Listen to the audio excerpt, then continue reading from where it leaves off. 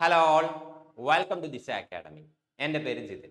SSC എക്സാമുകൾക്ക് new പാറ്റേണിൽ expect ചെയ്യാൻ സാധിക്കുന്ന ഇമ്പോർട്ടൻറ്റ് GK ക്വസ്റ്റ്യൻസ് ഡിസ്കസ് ചെയ്യുന്ന സീരീസ് ആണ് ഷുവർ ഷോട്ട് 500 GK സീരീസ്. ഈ ഒരു സീരീസിലെ 10ാമത്തെ സെഷനാണ് നമ്മൾ ഇന്ന് കണ്ടക്ട് ചെയ്യുന്നത്.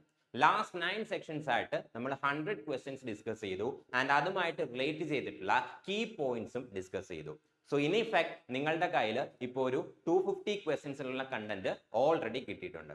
ആൻഡ് ഈ ഒരു സെഷനിലും നമ്മൾ കുറച്ച് പുതിയ ക്വസ്റ്റ്യൻസ് ആണ് ഡിസ്കസ് ചെയ്യുന്നത്. സോ ഒട്ടും ടൈം വേസ്റ്റ് ചെയ്യേണ്ട, നമുക്ക് നേരെ ക്വസ്റ്റ്യൻസിലേക്ക് പോകാം. So first question, which of the following dynasties established the Vijayanagara kingdom in the 14th century? 14th സെഞ്ചുറിയിൽ ഇതിൽ ഏത് ഡൈനാസ്റ്റിയാണ് വിജയനഗര കിങ്ഡം എസ്റ്റാബ്ലിഷ് ചെയ്തത് എന്നാണ് question. Option A Sangama dynasty, option B Saluva dynasty, option C Tuluva dynasty and option D Aravidu dynasty. ഇതിൽ ഏത് ഡൈനാസ്റ്റിയാണ് 14th സെഞ്ചുറിയിൽ വിജയനഗര കിങ്ഡം എസ്റ്റാബ്ലിഷ് ചെയ്തത് എന്നാണ് ചോദിച്ചിരിക്കുന്നത്. സോ കറക്റ്റ് ആൻസർ എന്ന് പറയുന്നത് സംഗമ ഡൈനാസ്റ്റിയാണ്. സംഗമ ഡൈനാസ്റ്റിയാണ് 14th സെഞ്ചുറിയിൽ എന്ത് ചെയ്യുന്നത്, വിജയനഗര കിങ്ഡം എസ്റ്റാബ്ലിഷ് ചെയ്യുന്നത്. ആൻഡ് വിജയനഗര കിങ്ഡം എസ്റ്റാബ്ലിഷ് ചെയ്യപ്പെടുന്നത് 1336 AD 1336 AD Vijayanagara kingdom establish ചെയ്യപ്പെടുന്നത്. ആൻഡ് ഈ വിജയനഗര കിങ്ഡം എസ്റ്റാബ്ലിഷ് ചെയ്തത് ഹരിഹര ആൻഡ് ബുക്കയാണ്. ആൻഡ് വിജയനഗര കിങ്ഡം എസ്റ്റാബ്ലിഷ് ചെയ്തത് ഹരിഹര ആൻഡ് ബുക്കരായ ഫേസ്റ്റ് ആണ്. Harihara and Bukkaraya first. ഇവർ രണ്ടുപേരും കൂടെ ചേർന്നിട്ടാണ് എന്ത് ചെയ്യുന്നത്, ഈ ഒരു വിജയനഗര കിങ്ഡം എസ്റ്റാബ്ലിഷ് ചെയ്യുന്നത്. ആൻഡ് ഇൻ ഷോർട്ട് ഇവരെ ഹക്ക ആൻഡ് ബുക്ക എന്നാണ് എന്ത് ചെയ്യുന്നത്, പോപ്പുലർലി വിളിക്കുന്നത്. ഹക്ക ആൻഡ് ബുക്ക. ഹരിഹരയും ബുക്കരായ ഫേസ്റ്റും കൂടെ ചേർന്നിട്ടാണ് എന്ത് ചെയ്യുന്നത്, വിജയനഗര കിങ്ഡം എസ്റ്റാബ്ലിഷ് ചെയ്യുന്നത് in the year 1336 AD. And ഇവർ രണ്ടുപേരും സംഗമ ഡൈനാസ്റ്റിയിൽ ബിലോങ് ചെയ്യുന്നവരാണ്, അല്ലെങ്കിൽ സംഗമ ഡൈനാസ്റ്റിയുടെ ഫൗണ്ടേഴ്സ് ആണെന്ത്, ഹരിഹര ആൻഡ് ബുക്കരായ ഫേസ്റ്റ് എന്ന് പറയുന്നത്. They belong to the Sangama dynasty. And Saluva dynasty, Tuluva dynasty, Aravidu dynasty, ഇത് മൂന്നും വിജയനഗര കിങ്ഡത്തിൽ തന്നെ ഉള്ള ഡൈനാസ്റ്റീസ് തന്നെയാണ്. സംഗമ ഡൈനാസ്റ്റിക്ക് ശേഷം വരുന്ന ഡൈനാസ്റ്റി സെക്കൻഡ് ഇൻ ഓർഡർ ആണെന്ത്, സലുവ ഡൈനാസ്റ്റി എന്ന് പറയുന്നത്. ആൻഡ് സലുവ ഡൈനാസ്റ്റി ഫൗണ്ട് ചെയ്ത ഫൗണ്ടർ എന്ന് പറയുന്നത് നരസിംഹയാണ്. നരസിംഹയാണ് എന്ത് ചെയ്യുന്നത്, സലുവ ഡൈനാസ്റ്റി ഫൗണ്ട് ചെയ്യുന്നത്. Saluva dynasty was founded by Narasimha. ഇനി തുലുവ ഡൈനാസ്റ്റി, സംഗമ ഡൈനാസ്റ്റിക്കും സലുവ ഡൈനാസ്റ്റിക്കും ശേഷം വിജയനഗര എംപയറിലെ മൂന്നാമത്തെ ഡൈനാസ്റ്റി ആയിരുന്നു എന്ത്, തുലുവ ഡൈനാസ്റ്റി എന്ന് പറയുന്നത്. And it was founded by Veer Narasimha. Veer നരസിംഹയാണ് എന്ത് ചെയ്യുന്നത്, ഈ ഒരു തുലുവ ഡൈനാസ്റ്റി ഫൗണ്ട് ചെയ്യുന്നത്. It was founded by Veer Narasimha. And famous ആയിട്ടുള്ള വിജയനഗര എംപയറിലെ തന്നെ ഫേമസ് ആയിട്ടുള്ള റൂളർ ആയിരുന്നു Krishnadevaraya. And Krishnadevaraya belong to the Tuluva dynasty. Krishnadevaraya Tuluva ഡൈനാസ്റ്റിയിലാണ് എന്ത് ചെയ്യുന്നത്, ബിലോങ് ചെയ്യുന്നത്. Krishnadevaraya belong to the Tuluva dynasty. Famous ruler ആയിരുന്ന കൃഷ്ണദേവരായ തുലുവ ഡൈനാസ്റ്റിയിലാണ് എന്ത് ചെയ്യുന്നത്, ബിലോങ് ചെയ്യുന്നത്. And last one was Aravidu dynasty. Tuluva ഡൈനാസ്റ്റിക്ക് ശേഷമുള്ള ഡൈനാസ്റ്റിയാണ് എന്ത്, അരബിദു ഡൈനാസ്റ്റി എന്ന് പറയുന്നത്. And it was founded by Tirumala. തിരുമലയാണ് എന്ത് ചെയ്യുന്നത്, അരബിദു ഡൈനാസ്റ്റി ഫൗണ്ട് ചെയ്യുന്നത്. It was founded by Tirumala. And Vijayanagara എംപയറിന്റെ ഡിക്ലൈൻ സ്റ്റാർട്ട് ചെയ്യുന്നത് ബാറ്റിൽ ഓഫ് തളിക്കോട്ടയിൽ വെച്ചിട്ടാണ്. ബാറ്റിൽ ഓഫ് തളിക്കോട്ടയാണ് വിജയനഗര എംപയറിന്റെ ഡിക്ലൈനിന് കാരണമാകുന്ന ബാറ്റിൽ എന്ന് പറയുന്നത്, battle of Talikota. So battle of Talikota led to the decline of Vijayanagara empire. And battle of Talikota fought ചെയ്ത ഇയർ എന്ന് പറയുന്നത് 1565 1565 ബാറ്റിൽ ഓഫ് തളിക്കോട്ടയ്ക്ക് ശേഷമാണ് എന്ത് ചെയ്യുന്നത്, വിജയനഗര എംപയറിന്റെ ഡിക്ലൈൻ സ്റ്റാർട്ട് ചെയ്യുന്നത്. Next question, which of the following is issued by commercial banks at a discount on face value? Face വാല്യൂവിൽ ഒരു ഡിസ്കൗണ്ടോടുകൂടി ഒരു ഡിസ്കൗണ്ടഡ് റേറ്റ് ഫേസ് വാല്യൂവിൽ കൊമേഴ്ഷ്യൽ ബാങ്കുകൾ ഇഷ്യൂ ചെയ്യുന്നത് ഇതിൽ ഏതാണ് എന്നാണ് question. Option A promissory notes, option B commercial papers, option C treasury bills and option D certificate of deposits. ഇതിൽ ഏതാണ് കൊമേഴ്ഷ്യൽ ബാങ്കുകൾ ഫേസ് വാല്യൂവിൽ നിന്ന് ഒരു ഡിസ്കൗണ്ടഡ് റേറ്റിൽ ഇഷ്യൂ ചെയ്യുന്നത് എന്നാണ് ക്വസ്റ്റ്യൻ. സോ കറക്റ്റ് ആൻസർ എന്ന് പറയുന്നത് സർട്ടിഫിക്കറ്റ് ഓഫ് ഡെപ്പോസിറ്റ്സ് ആണ്. സർട്ടിഫിക്കറ്റ് ഓഫ് ഡെപ്പോസിറ്റ്സ് ആണ് കറക്റ്റ് ആൻസർ.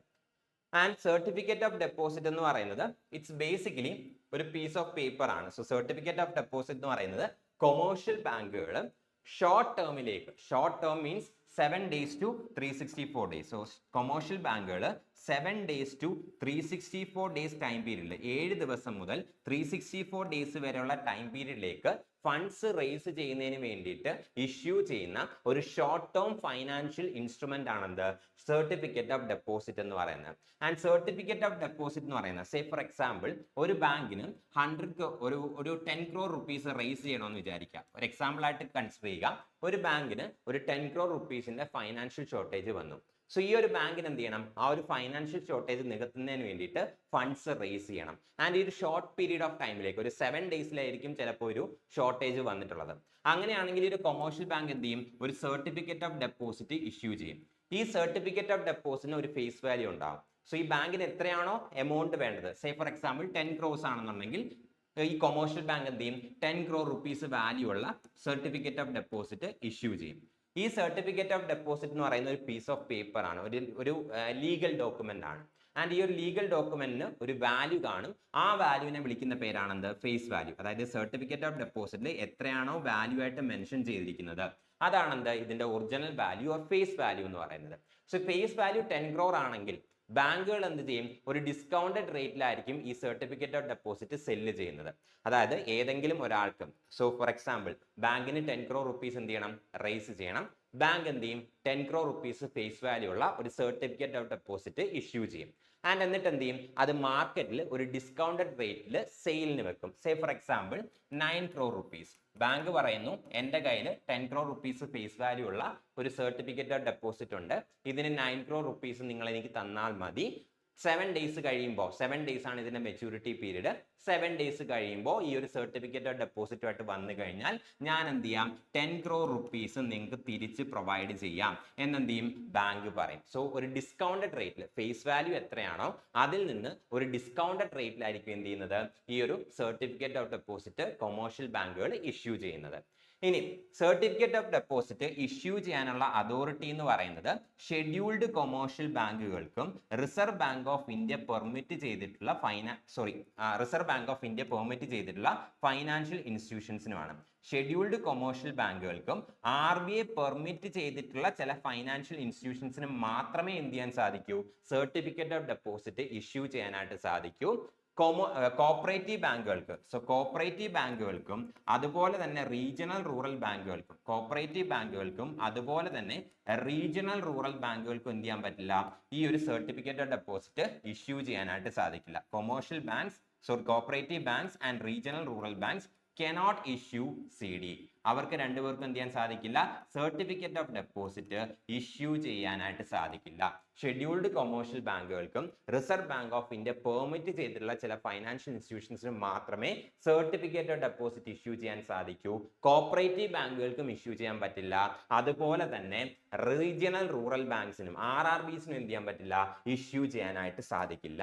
ഇനി ബാക്കിയുള്ള ഇൻസ്ട്രുമെന്റ്സ്, ഫൈനാൻഷ്യൽ ഇൻസ്ട്രുമെന്റ്സ് ബാക്കിയുള്ള ഫൈനാൻഷ്യൽ ഇൻസ്ട്രുമെന്റ്സ് കൂടെ നോക്കാം. Treasury bills. ട്രഷറി ബിൽസിന് മറ്റൊരു പേരുണ്ട്, that is T bills. Treasury bills അല്ലെങ്കിൽ ടി ബിൽസ് എന്ന് പറയുന്നത് ഗവൺമെന്റ് ഇഷ്യൂ ചെയ്യുന്ന ഗവൺമെന്റ് സെക്യൂരിറ്റീസ് ആണ്. ഗവൺമെന്റ് ഇഷ്യൂ ചെയ്യുന്ന ഫൈനാൻഷ്യൽ സെക്യൂരിറ്റീസ് ആണ് എന്ത്? Treasury bills or T bills എന്ന് പറയുന്നത്. ഷോർട്ട് ടേമിലേക്ക്, അതായത് 1 ഇയറിൽ താഴെ ഡ്യൂറേഷനിൽ ഒരു ഗവൺമെന്റിന് ഫണ്ട് റേസ് ചെയ്യണമെങ്കിൽ ഗവൺമെന്റ് ഇഷ്യൂ ചെയ്യുന്ന ഫൈനാൻഷ്യൽ സെക്യൂരിറ്റി ആണെന്ത്? Treasury bills or T bills എന്ന് പറയുന്നത്. സോ ട്രഷറി ബിൽസ് അല്ലെങ്കിൽ ടി ബിൽസ് ഇഷ്യൂ ചെയ്യാനുള്ള അതോറിറ്റി സെൻട്രൽ ഗവൺമെന്റിന് മാത്രമാണ്. സെൻട്രൽ ഗവൺമെന്റിന് മാത്രമേ എന്ത് ചെയ്യാൻ സാധിക്കൂ? ട്രഷറി ബിൽസ് അല്ലെങ്കിൽ ടി ബിൽസ് ഇഷ്യൂ ചെയ്യാനായിട്ട് സാധിക്കൂ. ആൻഡ് സെൻട്രൽ ഗവൺമെന്റിന്റെ ബിഹാഫിൽ റിസർവ് ബാങ്ക് ഓഫ് ഇന്ത്യ ആണ് എന്ത് ചെയ്യുന്നത്? ട്രഷറി ബിൽസ് ഇഷ്യൂ ചെയ്യുന്നത്. സെൻട്രൽ ഗവൺമെന്റ് അല്ല ഡയറക്റ്റ് ആയിട്ട് ഇഷ്യൂ ചെയ്യുന്നത്. സെൻട്രൽ ഗവൺമെന്റിന് വേണ്ടിയിട്ട് റിസർവ് ബാങ്ക് ഓഫ് ഇന്ത്യ ആണ് എന്ത് ചെയ്യുന്നത്? Treasury bills or T bills issue ചെയ്യുന്നത്. And treasury bills or T bills എന്ന് പറയുന്നതാണ് it is a form of government security. ഒരു ടൈപ്പ് ഓഫ് ഗവൺമെന്റ് സെക്യൂരിറ്റി ആണ് ട്രഷറി ബിൽ അല്ലെങ്കിൽ ടി ബിൽ എന്ന് പറയുന്നത്. And there are 3 types of T bills. Reserve bank of ഇന്ത്യയിൽ 3 type T bills ആണ് എന്ത് ചെയ്യുന്നത്? ഇഷ്യൂ ചെയ്യുന്നത്. 91 day T bill, 91 days maturity ഉള്ള ട്രഷറി ബിൽസ് ആണെന്ത്? 91 ഡേ ടി ബിൽ എന്ന് പറയുന്നത്.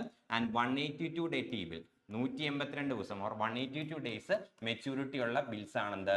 182 ഡേ ടി ബിൽസ് എന്ന് പറയുന്നത്. ആൻഡ് 364 ഡേ ടി ബിൽസ്, അതായത് 364 ദിവസത്തെ മെച്യൂരിറ്റി പീരീഡ് ഉള്ള ട്രഷറി ബിൽസിനെയാണ് 364 ഡേ ടി ബിൽസ് എന്ന് പറയുന്നത്. Reserve bank of India 3 type of treasury bills issue ചെയ്യുന്നുണ്ട്.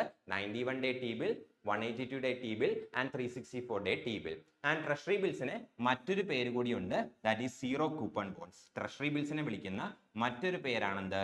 Zero coupon bonds. എന്തുകൊണ്ടാണ് സീറോ കൂപ്പൺ ബോൺസ് എന്ന് വിളിച്ചു കഴിഞ്ഞാൽ ഈ ട്രഷറി ബിൽസും reserve bank of India issue ചെയ്യുന്നത് ഒരു ഡിസ്കൗണ്ടഡ് റേറ്റിലാണ്. ട്രഷറി ബിൽസും ഫേസ് വാല്യൂവിൽ നിന്ന് ഒരു ഡിസ്കൗണ്ടഡ് റേറ്റിലാണ് എന്ത് ചെയ്യുന്നത്? Reserve bank of India offer ചെയ്യുന്നത് അല്ലെങ്കിൽ സെല്ല് ചെയ്യുന്നത്. ഒരു ഡിസ്കൗണ്ടഡ് റേറ്റിലാണ് ട്രഷറി ബിൽസും ഫേസ് വാല്യൂവിൽ നിന്ന് ഒരു ഡിസ്കൗണ്ടഡ് റേറ്റിലാണ് ട്രഷറി ബിൽസും എന്ത് ചെയ്യുന്നത്? Reserve bank of India issue ചെയ്യുന്നത്. ഇനി കൊമേഴ്ഷ്യൽ പേപ്പേഴ്സ് എന്ന് പറയുന്നത് ഷോർട്ട് ടേമിലേക്ക്, അതായത് 1 ഇയറിൽ താഴെ ഡ്യൂറേഷനിലേക്ക് ഫണ്ട്സ് റേസ് ചെയ്യുന്നതിന് വേണ്ടിയിട്ട് കമ്പനീസ് അല്ലെങ്കിൽ കോർപ്പറേഷൻസ്, പ്രൈവറ്റ് കമ്പനീസോ പ്രൈവറ്റ് കോർപ്പറേഷൻസോ ഇഷ്യൂ ചെയ്യുന്ന ഫൈനാൻഷ്യൽ ഇൻസ്ട്രുമെന്റ് ആണെന്ത്? കൊമേഴ്ഷ്യൽ പേപ്പേഴ്സ് എന്ന് പറയുന്നത്. കൊമേഴ്ഷ്യൽ പേപ്പേഴ്സും ഷോർട്ട് ടേം ആയിട്ടുള്ള ഒരു ഫൈനാൻഷ്യൽ ഇൻസ്ട്രുമെന്റ് ആണ്. 1 ഇയറിൽ താഴെ ഡ്യൂറേഷനിൽ ഇഷ്യൂ ചെയ്യപ്പെടുന്ന ഒരു ഫൈനാൻഷ്യൽ ഇൻസ്ട്രുമെന്റ് ആണ്. ആൻഡ് ഇത് ഇഷ്യൂ ചെയ്യുന്ന ആരാണ്? കമ്പനീസ്, കോർപ്പറേഷൻസ്, അതുപോലെ തന്നെ മൾട്ടിനാഷണൽ കമ്പനീസ്. ഇനി പ്രോമിസറി നോട്ട്. പ്രോമിസറി നോട്ട് എന്ന് പറയുന്നത് ബേസിക്കലി ഒരു റിട്ടൺ ഡോക്യുമെന്റ് ആണ്, അല്ലെങ്കിൽ ഒരു ലീഗൽ ഡോക്യുമെന്റ് ആണ്. ഒരു റിട്ടൺ പ്രോമിസ് ആയിട്ട് ആക്ട് ചെയ്യുന്ന ഒരു ലീഗൽ ഡോക്യുമെന്റ് ആണ്. ഒരു പേഴ്സൺ മറ്റൊരു പേഴ്സണ് ഒരു ഫ്യൂച്ചർ ഡേറ്റിൽ ഒരു സ്പെസിഫിക് സമ്മ് കൊടുക്കാം എന്ന് എഴുതി കൊടുക്കുന്ന ഒരു റിട്ടൺ പ്രോമിസ് ആണെന്ത്? പ്രോമിസറി നോട്ട് എന്ന് പറയുന്നത്. ഒരു പേഴ്സൺ മറ്റൊരു പേഴ്സണിന് ഒരു ഫ്യൂച്ചർ ഡേറ്റിൽ ഒരു സ്പെസിഫിക് സം ഓഫ് മണി കൊടുക്കാം എന്ന് റിട്ടൺ ആയിട്ട് എഴുതി കൊടുക്കുന്ന പ്രോമിസ് ആണെന്ത്? പ്രോമിസറി നോട്ട് എന്ന് പറയുന്നത്. ഇതെല്ലാം തന്നെ എന്താണ്? ഫൈനാൻഷ്യൽ ഇൻസ്ട്രുമെന്റ്സ് ആണ്. ആൻഡ് ഇത് മൂന്നും എന്താണ്? ഷോർട്ട് ടേം ഫൈനാൻഷ്യൽ ഇൻസ്ട്രുമെന്റ്സ് ആണ്, അല്ലെങ്കിൽ മണി മാർക്കറ്റ് ഇൻസ്ട്രുമെന്റ്സ് ആണ്. ഇത് മൂന്നും commercial papers, treasury bills and certificate of deposits, ഇത് മൂന്നും എന്താണ്? മണി മാർക്കറ്റ് ഇൻസ്ട്രുമെന്റ്സ് ആണ്. അതായത് 1 ഇയറിൽ താഴെ മെച്യൂരിറ്റി പീരീഡ് ഉള്ള ഫൈനാൻഷ്യൽ ഇൻസ്ട്രുമെന്റ്സ് ആണെന്ത്? ഈ 3 ഇൻസ്ട്രുമെന്റ്സും. So they are also called as money market instruments. Next question. On 26 January 1950, India became option A, a socialist and secular state. Option B, an independent state. Option C, a unitary state. And option D, a sovereign democratic republic state. 26 ജനുവരി 1950 ഇന്ത്യയുടെ political status എന്താണ് എന്നാണ് question. So correct answer എന്ന് പറയുന്നത് sovereign democratic republic state. 26 ജനുവരി 1950 constitution ഇഫക്റ്റിൽ വരുമ്പോൾ India ഒരു sovereign democratic republic state ആയിരുന്നു. എന്നാൽ ഈ 3 കാര്യങ്ങളും ഇന്ത്യ ഏത് ടൈപ്പ് ഓഫ് പൊളിറ്റി ആയിരുന്നു എന്നുള്ള കാര്യം പ്രിയാമ്പിളിനകത്ത് മെൻഷൻ ചെയ്തിരുന്നു. പ്രിയാമ്പിൾ ഓഫ് ദി ഇന്ത്യൻ കോൺസ്റ്റിറ്റ്യൂഷനിൽ ഇന്ത്യയുടെ നേച്ചർ ഓഫ് പൊളിറ്റിയെ കുറിച്ച് പറഞ്ഞിരുന്നത് ഇന്ത്യ ഒരു സോവറിൻ കൺട്രിയാണ്, ഡെമോക്രാറ്റിക് കൺട്രിയാണ്, റിപ്പബ്ലിക്കൻ കൺട്രി ആണെന്നുള്ള കാര്യമാണ്. എന്നാൽ 42nd കോൺസ്റ്റിറ്റ്യൂഷൻ അമെൻമെന്റ് ആക്ട് ഓഫ് 1976, മിനി കോൺസ്റ്റിറ്റ്യൂഷൻ എന്നറിയപ്പെടുന്ന 42nd കോൺസ്റ്റിറ്റ്യൂഷൻ അമെൻമെന്റ് ആക്ട് ഓഫ് 1976 പ്രകാരം പ്രിയാമ്പിളിലേക്ക് 3 പുതിയ ടേംസ് എന്ത് ചെയ്തു? ആഡ് ചെയ്തു. അതിൽ 3 പുതിയ ടേംസ് ആഡ് ചെയ്തു: socialist, secular and integrity. 42nd constitution അമെൻമെന്റ് ആക്ട് ഓഫ് 1976 പ്രകാരം പ്രിയാമ്പിളിലേക്ക്, ഇന്ത്യൻ കോൺസ്റ്റിറ്റ്യൂഷന്റെ പ്രിയാമ്പിളിലേക്ക് 3 ടേംസ് ആഡ് ചെയ്തു: socialist, secular and integrity. Socialist, secular, integrity എന്നുള്ള 3 ടേംസ് എന്ത് ചെയ്തു? ആഡ് ചെയ്തു. ആൻഡ് ഇപ്പോൾ ഇന്ത്യയുടെ പ്രിയാമ്പിൾ നോക്കിക്കഴിഞ്ഞാൽ ഇന്ത്യ എന്ന് പറയുന്നത് ഒരു sovereign, socialist, secular, democratic republic ആണ്. ഇപ്പോൾ ഇന്ത്യയുടെ കണ്ടീഷൻ അല്ലെങ്കിൽ ഇപ്പോൾ ഇന്ത്യയുടെ സ്റ്റാറ്റസ് എന്താണെന്ന് ചോദിച്ചാൽ ഇന്ത്യ ഒരു sovereign, socialist, secular, democratic republican state ആണ്. കോൺസ്റ്റിറ്റ്യൂഷൻ ഇഫക്റ്റിൽ വരുമ്പോൾ ഇന്ത്യ എന്ന് പറയുന്നത് വെറും ഒരു സോവറിൻ ഡെമോക്രാറ്റിക് റിപ്പബ്ലിക് സ്റ്റേറ്റ് ആയിരുന്നു. എന്നാൽ 42nd കോൺസ്റ്റിറ്റ്യൂഷൻ അമെൻമെന്റ് ആക്ട് ഓഫ് 1976 പ്രകാരം പ്രിയാമ്പിളിലേക്ക് 3 ടേംസ് ആഡ് ചെയ്തു: സോഷ്യലിസ്റ്റ്, സെക്യുലർ, ഇന്റഗ്രിറ്റി. നൗ ഇന്ത്യയുടെ പൊളിറ്റിക്കൽ സ്റ്റാറ്റസ് അല്ലെങ്കിൽ ഇന്ത്യയുടെ നേച്ചർ ഓഫ് പൊളിറ്റി എന്താണെന്ന് ചോദിച്ചു കഴിഞ്ഞാൽ it's a sovereign, socialist, secular, democratic republic state.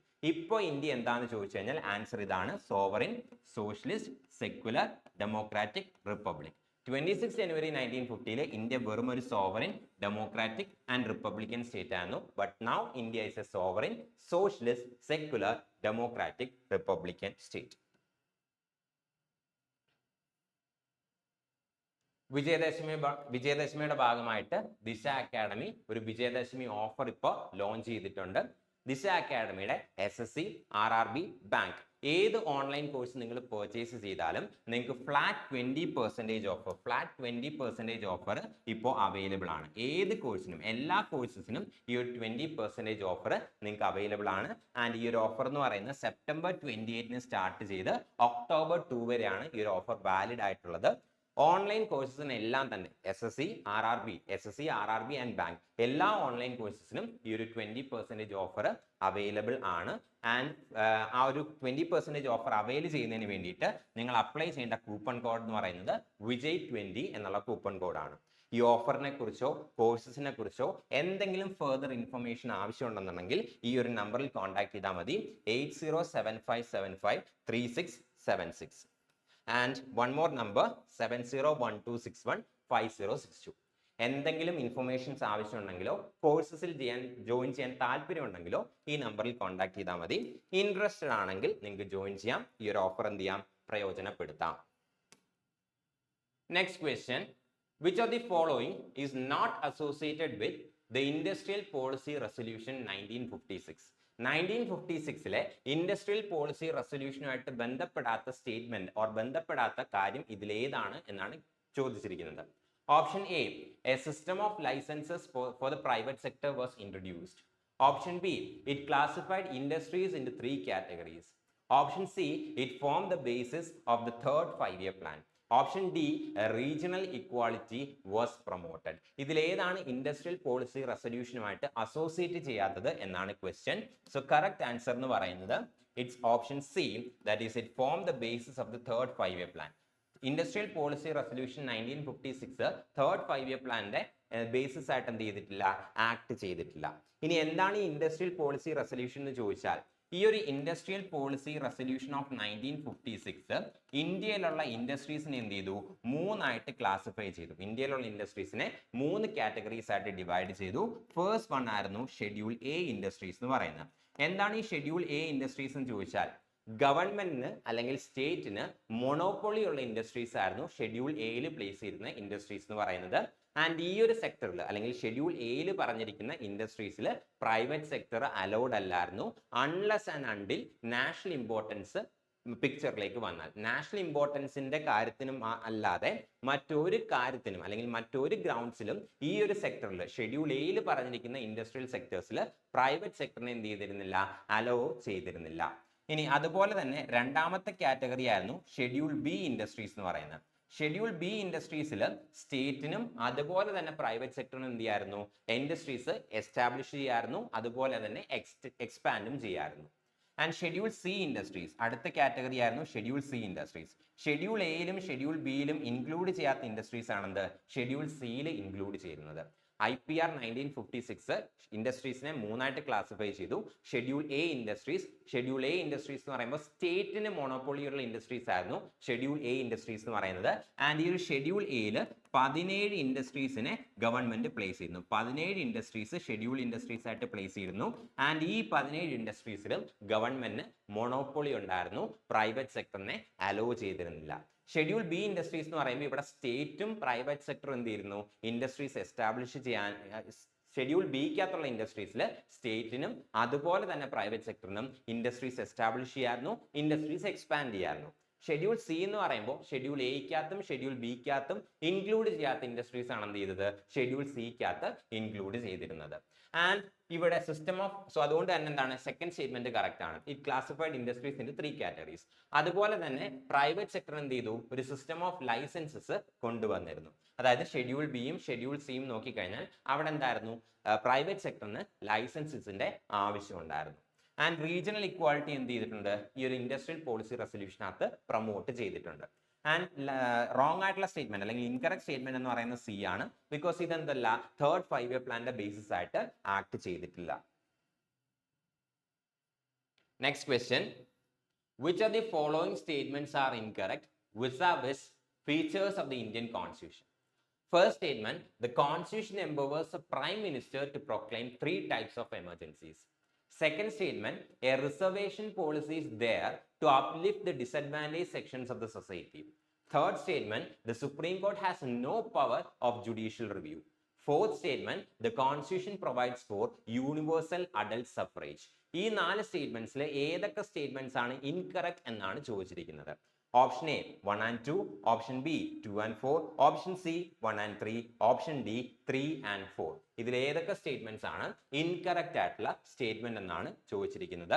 So correct answer എന്ന് പറയുന്നത് ഓപ്ഷൻ സി 1 and 3 ആണ്. 1 ഉം 3 ആണ് എന്ത് ഇൻകറക്റ്റ് ആയിട്ടുള്ള സ്റ്റേറ്റ്മെന്റ്. ഇനി എന്താണ് അതിനകത്ത് ഇൻകറക്റ്റ് ആയിട്ടുള്ള പാർട്ട് എന്ന് നമുക്ക് നോക്കാം. ഫസ്റ്റ് സ്റ്റേറ്റ്മെന്റ് എന്തായിരുന്നു പറഞ്ഞിരുന്നത്? The Constitution empowers the Prime Minister to proclaim 3 types of emergencies. Constitution പ്രസിഡന്റിനെയാണ് എന്ത് ചെയ്യുന്നത്? എംപവർ ചെയ്യുന്നത് എമർജൻസീസ് ഡിക്ലെയർ ചെയ്യാനായിട്ട്. ഇന്ത്യൻ കോൺസ്റ്റിറ്റ്യൂഷൻ പ്രകാരം പ്രസിഡന്റിന് മാത്രമേ എന്ത് ചെയ്യാൻ സാധിക്കൂ? എമർജൻസീസ് ഡിക്ലെയർ ചെയ്യാൻ സാധിക്കൂ. പ്രസിഡന്റിന് 3 എമർജൻസീസ് എന്ത് ചെയ്യാൻ സാധിക്കും? ഡിക്ലെയർ ചെയ്യാനായിട്ട് സാധിക്കും. ആർട്ടിക്കിൾ 352 പ്രകാരം നാഷണൽ എമർജൻസി ഡിക്ലെയർ ചെയ്യാനായിട്ട് സാധിക്കും. ആർട്ടിക്കിൾ 356 പ്രകാരം state emergency or president's rule എന്ത് ചെയ്യാൻ സാധിക്കും? പ്രസിഡൻസ് റൂള് പ്രൊക്ലെയിം ചെയ്യാനായിട്ട് സാധിക്കും. അതുപോലെ തന്നെ ആർട്ടിക്കിൾ 360 പ്രകാരം ഫൈനാൻഷ്യൽ എമർജൻസി എന്ത് ചെയ്യാൻ സാധിക്കും? പ്രൊക്ലെയിം ചെയ്യാനായിട്ട് സാധിക്കും. So article 350 so Indian constitution president of ഇന്ത്യക്കാണ് എന്ത് ചെയ്യുന്നത്? നാഷണൽ എമർജൻസീസ് പ്രൊക്ലെയിം ചെയ്യാനായിട്ടുള്ള പവർ കൊടുത്തിരിക്കുന്നത്. സോ പ്രസിഡന്റിന് 3 ടൈപ്പ് ഓഫ് എമർജൻസീസ് എന്ത് ചെയ്യാൻ സാധിക്കും? ഡിക്ലെയർ ചെയ്യാനായിട്ട് സാധിക്കും. ആർട്ടിക്കിൾ 352 പ്രകാരം നാഷണൽ എമർജൻസി, ആർട്ടിക്കിൾ 356 പ്രകാരം state emergency or president's rule, article 360 പ്രകാരം ഫൈനാൻഷ്യൽ എമർജൻസി. സോ പ്രൈം മിനിസ്റ്ററിനല്ല, മറിച്ച് പ്രസിഡന്റിനാണ് പവർ ഉള്ളത് 3 ടൈപ്പ് ഓഫ് എമർജൻസീസ് ഡിക്ലെയർ ചെയ്യാനായിട്ട്. സോ ഫസ്റ്റ് സ്റ്റേറ്റ്മെന്റ് എന്നാണ് ഇൻകറക്റ്റ് ആയിട്ടുള്ള സ്റ്റേറ്റ്മെന്റ് ആണ്. രണ്ടാമത്തെ സ്റ്റേറ്റ്മെന്റ് എന്തായിരുന്നു? A reservation policy is there to uplift the disadvantage sections of the society. So Indian constitution എന്തുണ്ട്? റിസർവേഷൻ പോളിസീസിനെ കുറിച്ച് മെൻഷൻ ചെയ്തിട്ടുണ്ട്. അതായത് പബ്ലിക് എംപ്ലോയ്മെന്റിന്റെ കേസിൽ അതുപോലെ തന്നെ പാർലമെന്റിലേക്കും സ്റ്റേറ്റ് ലെജിസ്ലേച്ചേഴ്സിലും നടക്കുന്ന ഇലക്ഷൻസിന്റെ കേസിൽ പബ്ലിക് എംപ്ലോയ്മെന്റിലും അതുപോലെ തന്നെ elections to the parliament and state legislature ഇവിടെ എല്ലാം തന്നെ ഡിസഡ്വാൻറ്റേജ് സെക്ഷൻസിന് എന്തുണ്ട്? റിസർവേഷൻസ് ഉണ്ട്. SC, ST, OBCസിനെല്ലാം എന്തുണ്ട്? റിസർവേഷൻസ് SCക്കും SCക്കും എല്ലാം എന്ത് ചെയ്തിട്ടുണ്ട്? റിസർവേഷൻസ് പ്രൊവൈഡ് ചെയ്തിട്ടുണ്ട്. സോ ഇന്ത്യൻ കോൺസ്റ്റിറ്റ്യൂഷനിൽ തന്നെ റിസർവേഷൻ പോളിസിയെ കുറിച്ച് മെൻഷൻ ചെയ്തിട്ടുണ്ട്. ഇൻ ടേംസ് ഓഫ് പബ്ലിക് എംപ്ലോയ്മെന്റിലും റിസർവേഷനെ കുറിച്ച് മെൻഷൻ ചെയ്തിട്ടുണ്ട്. അതുപോലെ തന്നെ പാർലമെന്റിലേക്കും സ്റ്റേറ്റ് ലെജിസ്ലേച്ചേഴ്സിലേക്കും നടക്കുന്ന ഇലക്ഷൻസിലും എന്ത് ചെയ്തിട്ടുണ്ട്? റിസർവേഷൻസിനെ കുറിച്ച് മെൻഷൻ ചെയ്തിട്ടുണ്ട്. സോ സെക്കൻഡ് സ്റ്റേറ്റ്മെന്റ് എന്ന് പറയുന്നതാണ് കറക്റ്റ് ആയിട്ടുള്ള സ്റ്റേറ്റ്മെന്റ് ആണ്. തേർഡ് സ്റ്റേറ്റ്മെന്റ് എന്തായിരുന്നു? The supreme court has no power of judicial review. ഈ ഒരു സ്റ്റേറ്റ്മെന്റ് എന്താണ്? തെറ്റാണ്. ബിക്കോസ് ഇന്ത്യൻ കോൺസ്റ്റിറ്റ്യൂഷന്റെ ആർട്ടിക്കിൾ 13 ആണ് എന്ത് ചെയ്യുന്നത്? ജുഡീഷ്യൽ റിവ്യൂവിനെ കുറിച്ച് പറയുന്നത്. Article 13 of the Indian constitution ആണ് ഈ ഒരു ജുഡീഷ്യൽ റിവ്യൂവിനെ കുറിച്ച് എന്ത് ചെയ്യുന്നത്? എക്സ്പ്ലിസിറ്റ് ആയിട്ട് അല്ലെങ്കിൽ ഓപ്പൺ ആയിട്ട് മെൻഷൻ ചെയ്യുന്നത്. Article 13 of the Indian constitution ആണ് എന്ത് ചെയ്യുന്നത്? ജുഡീഷ്യൽ റിവ്യൂവിനെ കുറിച്ച് മെൻഷൻ ചെയ്തിരിക്കുന്നത്. ആൻഡ് ഇന്ത്യൻ കോൺസ്റ്റിറ്റ്യൂഷന്റെ ആർട്ടിക്കിൾ 32 പ്രകാരം സുപ്രീം കോർട്ടിന് എന്തുണ്ട്? ജുഡീഷ്യൽ റിവ്യൂവിനുള്ള പവർ ഉണ്ട്. സോ ഇവിടെ ശ്രദ്ധിക്കേണ്ട കാര്യം, ഇന്ത്യൻ കോൺസ്റ്റിറ്റ്യൂഷന്റെ ആർട്ടിക്കിൾ 13 ആണ് എന്ത് ചെയ്യുന്നത്? Doctrine of judicial review provide ചെയ്യുന്നത്. അതായത് ജുഡീഷ്യൽ റിവ്യൂവിനെ കുറിച്ച് മെൻഷൻ ചെയ്യുന്ന ആർട്ടിക്കിൾ എന്ന് പറയുന്നത് ഇന്ത്യൻ കോൺസ്റ്റിറ്റ്യൂഷന്റെ ആർട്ടിക്കിൾ 13 ആണ്. ആൻഡ് ഈ ഒരു ആർട്ടിക്കിൾ 13 പറയുന്ന ജുഡീഷ്യൽ റിവ്യൂവിന്റെ പവർ സുപ്രീം കോർട്ടിന് കൊടുക്കുന്നത് ആർട്ടിക്കിൾ 32 ആണ്. ആർട്ടിക്കിൾ 32 പ്രകാരമാണ് സുപ്രീം കോർട്ടിന് എന്തുള്ളത്? ജുഡീഷ്യൽ റിവ്യൂവിന്റെ പവർ ഉള്ളത്. അതായത് റിറ്റ്സ് ഇഷ്യൂ ചെയ്യാനായിട്ടുള്ള പവർ സുപ്രീം കോർട്ടിനുള്ളത് ആർട്ടിക്കിൾ 32 പ്രകാരമാണ്. അതുപോലെ തന്നെ ആർട്ടിക്കിൾ 226 പ്രകാരം ഹൈക്കോർട്ടിനും എന്തുണ്ട്? ജുഡീഷ്യൽ റിവ്യൂവിന്റെ പവർ ഉണ്ട്. ആർട്ടിക്കിൾ 226 ആണ് ഹൈക്കോർട്ടിന് എന്ത് ചെയ്യുന്നത്? ജുഡീഷ്യൽ റിവ്യൂവിന്റെ പവർ പ്രൊവൈഡ് ചെയ്യുന്നത്. ജുഡീഷ്യൽ റിവ്യൂവിനെ കുറിച്ച് മെൻഷൻ ചെയ്യുന്ന ആർട്ടിക്കിൾ എന്ന് പറയുന്നത് ആർട്ടിക്കിൾ 13 ആണ്. ജുഡീഷ്യൽ റിവ്യൂവിന്റെ പവർ സുപ്രീം കോർട്ടിന് കൊടുക്കുന്നത് ആർട്ടിക്കിൾ 32 ആണ്. ജുഡീഷ്യൽ റിവ്യൂവിന്റെ പവർ ഹൈക്കോർട്ടിന് കൊടുക്കുന്നത് ആർട്ടിക്കിൾ 226 ആണ്. So the supreme court has no power of judicial review എന്ന് പറയുന്നതാണ് ഇൻകറക്റ്റ് ആയിട്ടുള്ള സ്റ്റേറ്റ്മെന്റ് ആണ്. അടുത്ത സ്റ്റേറ്റ്മെന്റ് എന്താണ്? The constitution provides for universal adult suffrage. So constitution എന്ത് ചെയ്യുന്നുണ്ട്? യൂണിവേഴ്സൽ അഡൽട്ട് സഫറേജ് പ്രൊവൈഡ് ചെയ്യുന്നുണ്ട്. ഏത് ആർട്ടിക്കിൾ ആണെന്ന് ചോദിച്ചു കഴിഞ്ഞാൽ ആർട്ടിക്കിൾ 326. ഇന്ത്യൻ കോൺസ്റ്റിറ്റ്യൂഷന്റെ ആർട്ടിക്കിൾ 326 ആണ് എന്ത് ചെയ്യുന്നത്? യൂണിവേഴ്സൽ അഡൽട്ട് സഫറേജ് പ്രൊവൈഡ് ചെയ്യുന്നത്. അതായത് പാർലമെന്റിലേക്കും അതുപോലെ തന്നെ സ്റ്റേറ്റ് ലെജിസ്ലേച്ചേഴ്സിലേക്കും നടക്കുന്ന ഇലക്ഷൻസിൽ യൂണിവേഴ്സൽ അഡൽട്ട് സഫറേജ്, അതായത് 18 ഇയേഴ്സിന് മുകളിലുള്ളവർക്ക് വോട്ടിംഗ് റൈറ്റ്സ് ഓഫർ ചെയ്യുന്നത് ഈ ഒരു ആർട്ടിക്കിൾ 326 ആണ്. Next question. Which amongst the following terms was used for the land given to Brahmins during the Chola Empire? Chola എംപയറിന്റെ ടൈമിൽ ബ്രാഹ്മിൻസിന് കൊടുത്തിരുന്ന ലാൻഡിന്റെ പേര് എന്താണ് എന്നാണ് question. Option A Brahmadeya, option B Shalabhoga, option C Tirunamattukkani and option D Vellanvagai. ഇതിലേതാണ് ചോള എംപയറിന്റെ ടൈമിൽ ബ്രാഹ്മിൻസിന് കൊടുത്തിരുന്ന ലാൻഡിന് യൂസ് ചെയ്തിരുന്ന ടേം എന്നാണ് ക്വസ്റ്റ്യൻ. സോ കറക്റ്റ് ആൻസർ എന്ന് പറയുന്നത് ബ്രഹ്മദേയാണ്. ബ്രഹ്മദേയാണ് എന്ത് ചെയ്യുന്നത്? ചോള എംപയറിന്റെ ടൈമിൽ ബ്രാഹ്മിൻസിന് കൊടുത്തിരുന്ന, that is lands given to the Brahmin, land grant to the Brahmins, ബ്രാഹ്മിൻസിന് ഗ്രാൻഡ്സ് ആയിട്ട് കൊടുത്തിരുന്ന ലാൻഡിനെ വിളിക്കുന്ന പേരായിരുന്നു എന്ത്? Brahmadeya. It was the land given to Brahmins. ബ്രാഹ്മിൻസിന് കൊടുത്തിരുന്ന ലാൻഡിനെ വിളിക്കുന്ന പേരായിരുന്നു ബ്രഹ്മദേയ എന്ന് പറയുന്നത്. ആൻഡ് ഈ ഒരു ലാൻഡ് എന്ന് പറയുന്നതായിരുന്നു ടാക്സ് ഫ്രീ ആയിരുന്നു. ഗവൺമെന്റ് ഈ ഒരു ലാൻഡിന് എന്ത് കളക്ട് ചെയ്യുന്നില്ലായിരുന്നു? റവന്യൂ ഒന്നും തന്നെ കളക്ട് ചെയ്യുന്നില്ലായിരുന്നു. സോ ബ്രഹ്മദേയ എന്ന് പറയുന്നതാണ് ബ്രാഹ്മിൻസിന് ചോള എംപയറിന്റെ ടൈമിൽ കൊടുത്തിരുന്ന ലാൻഡിനെ വിളിച്ചിരുന്ന പേരാണ് ബ്രഹ്മദേയ. ആൻഡ് ഈ ലാൻഡിന്റെ മുകളിൽ എന്ത് ചെയ്യുന്നില്ലായിരുന്നു?